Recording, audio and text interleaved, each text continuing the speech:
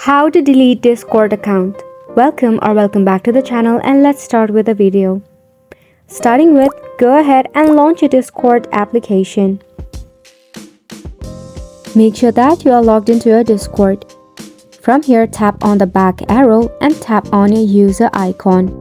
Head to the setting gear option at the top. From all of this list, select account and scroll down to the very bottom. Select the option of delete account.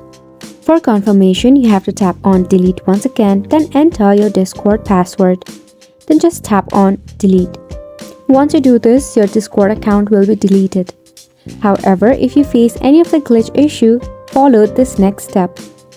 To fix your bug or glitch issue, go ahead and open up your phone setting. From all of this list, scroll down and select apps and tap on all apps. Search for Discord and tap on it.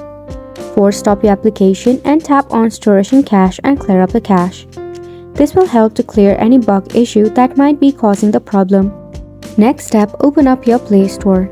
In the search bar, search for Discord and tap on it. Tap on the application. And if there is an update, you simply have to leave it for an update. If not, uninstall the application and reinstall it later. Then, repeat the process again. And that is how you can easily delete your Discord account.